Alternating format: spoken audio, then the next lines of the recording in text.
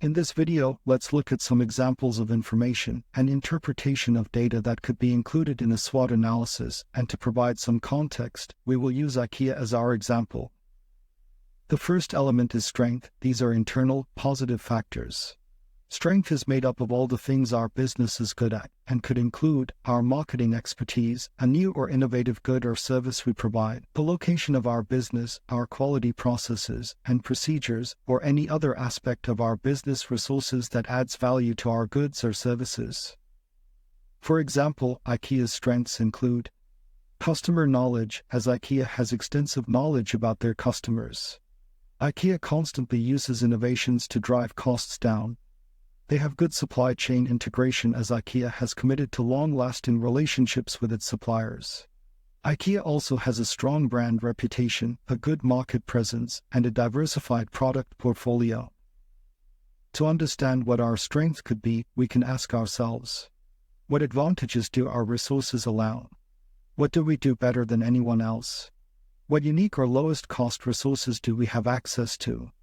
What do other people in our market see as our strengths?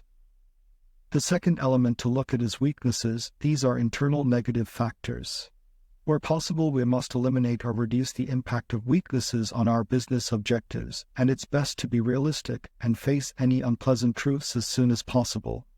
Weaknesses could include lack of marketing expertise, undifferentiated goods or services in relation to our competitors, poor location of our business, poor quality goods or services, and damaged reputation due to past or present business operations. For example, IKEA's weaknesses include negative publicity, as IKEA has been criticized many times for issues like poor treatment of employees. Other PR issues include questionable advertising practices or lobbying government authorities.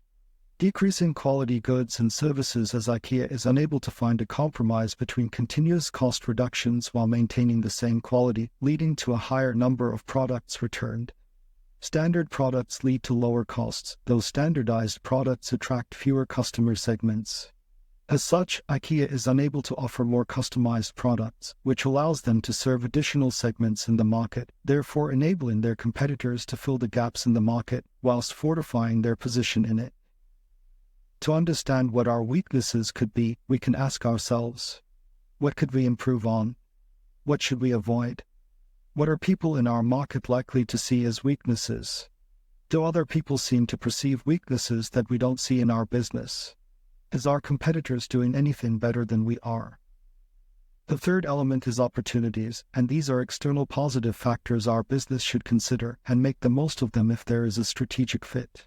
Opportunities can include a developing market platform such as selling online, mergers with other organizations, joint ventures or strategic alliances for particular projects, moving into new market segments that offer improved profits, a new international market that we have not yet entered, and a market vacated by an ineffective competitor. For example, IKEA's opportunities include further expansion into developing economies like Brazil, as IKEA operates mostly in developed economies. Growing online sales, with 870 million visitors to IKEA's website, they could leverage this opportunity and benefit from increased sales without incurring large store setup costs. Expansion to the growing grocery market sector. IKEA already successfully manages its food outlets and can add additional grocery items in their current retail places, so this expansion opportunity would be well aligned with the current operations.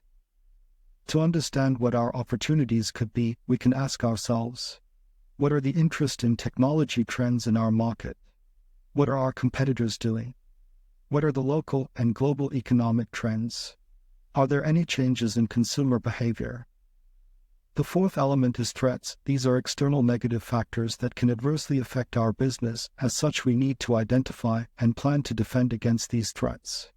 Threat can include a new competitor in our home market, price wars with competitors, competitors' new innovative product, competitors' superior access to channels of distribution, new or changing taxation introduced on our products. For example, IKEA's threats include intensifying competition, as many low-cost large retailers with well-managed supply chain and huge market presence, such as Walmart, Asda or Tesco, entering the homeware specialists market where IKEA operates. Rising consumer income level means that people buy less standardized, low-quality products, instead choosing to purchase from retailers that offer higher quality and more customizable homeware products that better suit their lifestyle aspirations.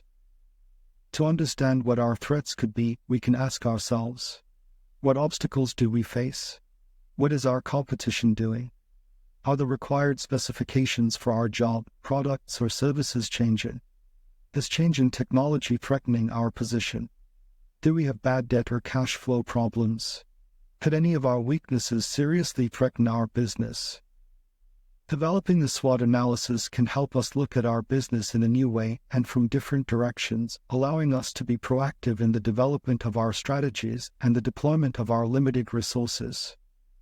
SWOT analysis can also help us to create or fine-tune our business strategies to make the most of our strengths, overcome our weaknesses, capitalize on our opportunities, as well as be more prepared for the threats to come.